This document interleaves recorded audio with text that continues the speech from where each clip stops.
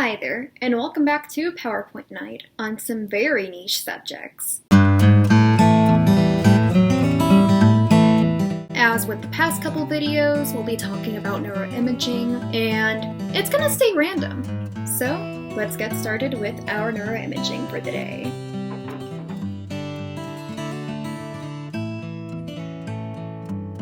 Next, we can't forget our hook. Not the one used for fishing. So, small problem.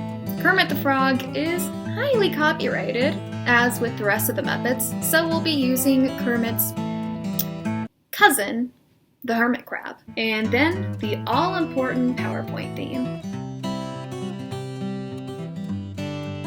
So, we'll get to work, and I'll see you guys in a few minutes. For today's presentation, we're a little crabby, but that's not going to keep us in a bad mood for long, because we're talking about the electrocorticogram. This is neuroimaging that's very similar to the electroencephalogram, also known as the EEG, but it's got a few key differences.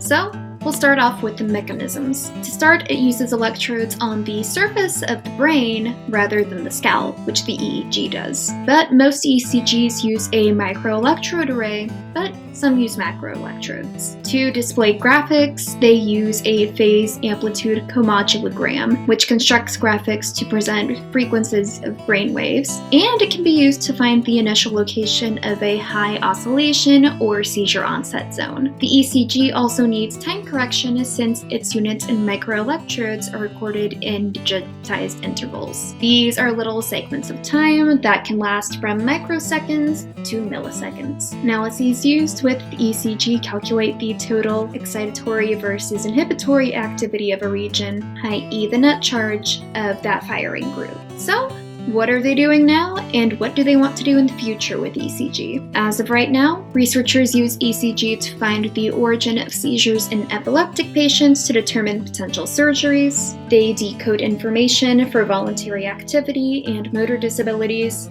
mostly to tell the difference between the two, from what I can gather. And some studies have used it to simulate neurotransmitter release on an excitatory-inhibitory level to kind of gather that net charge. In the future, their goals involve mapping an entire connectome with ECG, mapping motor commands, particularly motor imagery, which would involve imagining or rehearsing a motor command, such as me thinking about the next joke I can make about crabs, which is not that easy.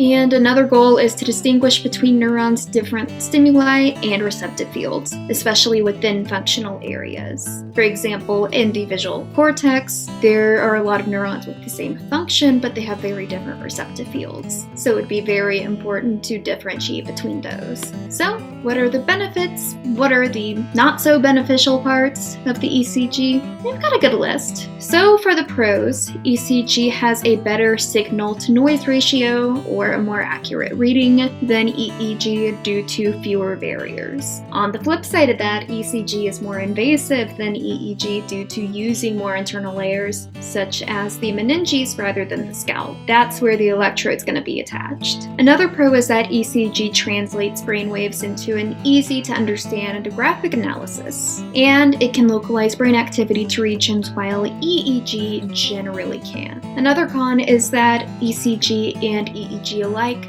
don't provide the structural detail that we see with MRI or MEG. So that wraps up today's presentation. If you guys can think of any crab jokes, feel free to leave them in the comments below. Well, that covers today's presentation.